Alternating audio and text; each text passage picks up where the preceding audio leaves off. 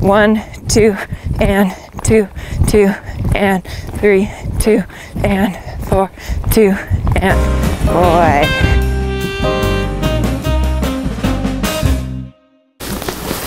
Hey everyone, Amelia here. Today we are talking about Tempi changes. So these are such a fun movement to ride, and what you need to have before starting the Tempi changes is you need to have where your horse does a clean flying change to both directions. So if you're still working on that single flying change, I will link a couple of videos here for how to introduce the flying change. Once your horse knows a clean single flying change, it's pretty easy to start introducing the Tempi changes. And the Tempi changes actually help your horse better understand the single flying change. So the Tempi changes first show up at 4th level, and then they're in the Pre-St. George and in all the FEI tests. One of the hardest things with the Tempi changes is figuring out how to count them. So the way that you count the Tempi changes is you always count to one less than you're going to do. So if you're going to do 4 Tempis, I count to 3 and then I make an aid. So say I go on the line, and in the Pre-St. George you do 5 4 Tempi changes. So you get on the diagonal, you get your horse straight. Usually you have to start the first Tempi change about 2 strides after you get on the diagonal so that you have enough room to do all 5 4 Tempis before you get to the end of the diagonal. So you turn on that diagonal, get your horse straight, make your first change. Then when your horse lands after the first flying change, you start counting. So you're going to ride 1, 2, 3, aid. So that's how you get your first 4 Tempi. Then when you land from the second 4 Tempi, you start with the number 2.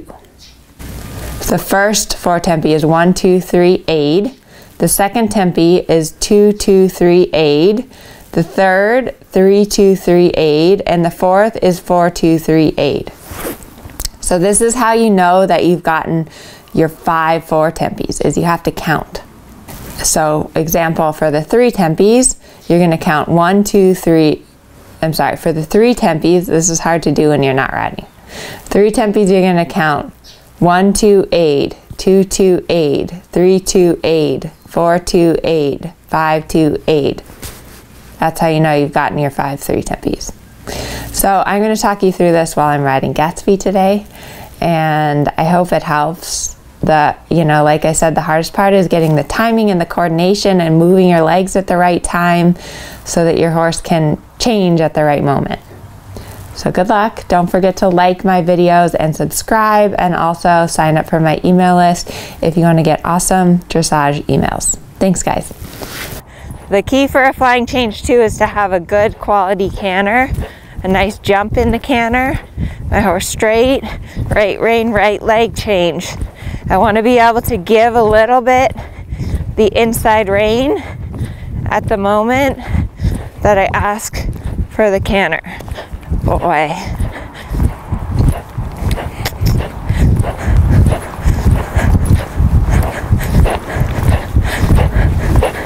Then once you have your single changes good, you can start working towards your Tempi changes. Okay, so the key to Tempi changes is a good corner, good short sides, get turned, get straight, and start counting. 1, 2, 3, 8, 2, 2, 3, 8, 3, 2, 3. Boy. So I'm going to do 5 4 Tempis on the next diagonal. So I have to have a good corner, have to turn, get my horse straight, start. 1, 2, 3, 8, 2, 2, 3, 8, 3, 2, 3, 8, 4, 2, 3, 8. Good boy. And again, good corners. The corners and the short sides are essential. So let's say I don't like my quarters and my short side. I'm not going to do the line of changes. I'm going to make a full 20-meter circle around. So I have both corners and the short side to get ready for my next line of changes. turn, get straight towards M. 1, 2, and 2, 2, and 3, 2, and 4, 2, and boy. You always count to one less number than you're doing the changes. I'll explain that later. 2, 3, 2, 4, 2, 5, 2, 6, 2, 7. It's got a little crooked at the end. Good.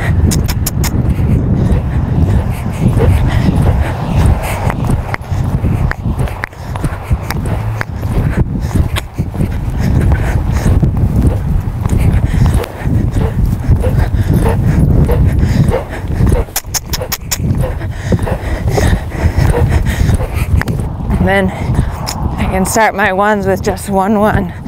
Good boy. 1, 1. Good.